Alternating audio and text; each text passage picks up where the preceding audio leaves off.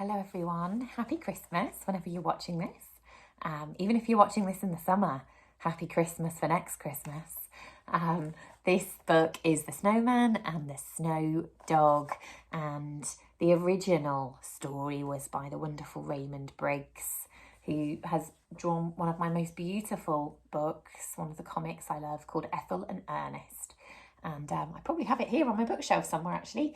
But grown-ups, if you don't know Ethel and Ernest, I think you might like it. It's a really good book. It's really well done. Okay, so let's enjoy The Snowman and the Snowdog. It's a bit of an interesting book. It's a pop-up book, and it's quite magical, so I hope you like it. Okay. The snow had been falling all morning. Billy watched from his window as he wrote a letter to Father Christmas. He was about to take it downstairs when he tripped over a loose floorboard. "What's this?" thought Billy as he pulled out an old shoebox. Inside he found a worn-out hat, some pieces of coal, a shriveled tangerine, a tatty green scarf and an old photograph. Billy thought the house in the background looked familiar, and then he realised another boy had lived here and he'd made an amazing snowman. Just then Billy had a wonderful idea. He took the box and he ran out to the garden. So we had snow a few weeks ago, and I made a snowman, or a snow person, called Snowy. And I put the hat on, but then a day later the hat was on the ground without the snow, it had melted. So look, that's him building his snowman. You see, it's a pop-up book. And began to build his own snowman with a Snowdog friend. Oh yeah, the Snowdog's here. Billy used 2 pieces of coal for the snowman's eyes and a new tangerine for the nose. He found 2 socks for the Snowdog's ears and mittens for his spots. You see him? Last of all, Billy gave his snowman a great big smile. The Snowman and the Snowdog, they were absolutely perfect. Now it was late. The sun had set and it was time to go indoors. As Billy went to bed, all he could think about were his new friends, and he smiled happily as he drifted off to sleep. At midnight, Billy was woken by a muffled bark. He ran downstairs and flung open the back door, and then the most magical thing happened. Oh, look, can you see the beautiful shimmer around him? That's the magic. I think that means the snowman has come to life.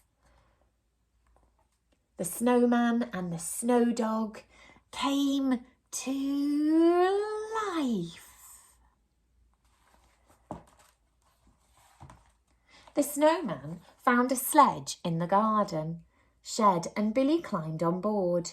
Out through the gate they went towards the park and up the hill. When they reached the top, Billy gasped in amazement. The air was full of flying snowmen, rising up from the gardens below. Suddenly the snowman took Billy's hand and started to run. Billy grabbed the Snowdog, and before he knew it, they were flying. On they flew over cities and countryside and around the world, until at last they arrived at the North Pole. And what a sight greeted them when they arrived. Oh, I forgot about this. You'll like this bit. Whee! You see, it's a gorgeous snow scene where they're all skiing. It's like a festival, but in the snow. There were snowmen and snowwomen everywhere. They had all come to take part in the Snowman's annual downhill race. Oh, so you've got to be the quickest downhill. Billy and the snowman reached the starting line just in time. Twisting and turning, they sped down the course, and soon Billy and the Snowdog were the only ones left, battling it out with a penguin.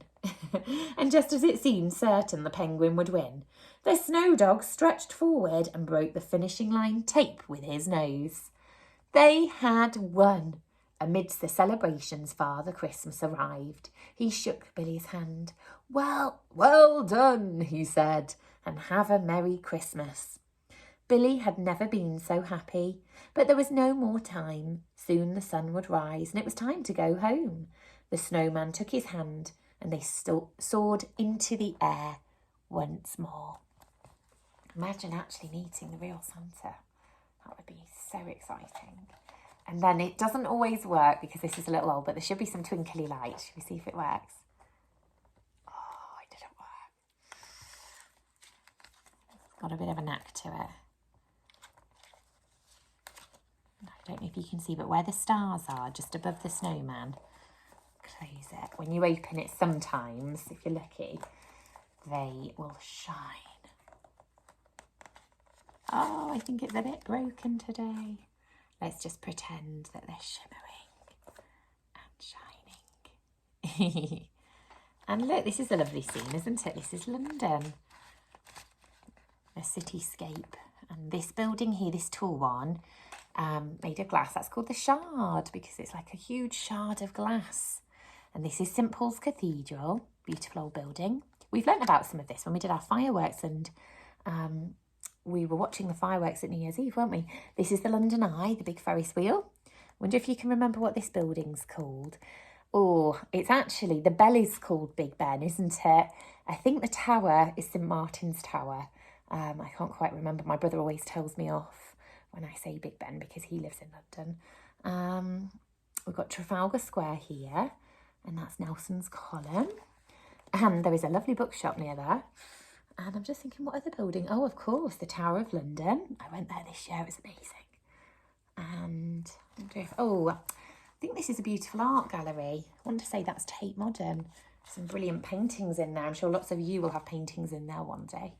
Okay, I'm sorry the lights didn't work. I'm going to try once more. Fingers crossed. You can tell it's a very well-loved book. Ah, no, it didn't do it. It didn't do it. Never mind. I hope you like that book. If you like this book, The Snowman and the Snowdog, then the actual original book, The Snowman, I think it's just cartoons and there's no words and you can just tell the story. I remember doing that when Tilly was about 4. It was really lovely. Okay, have a nice evening. Bye.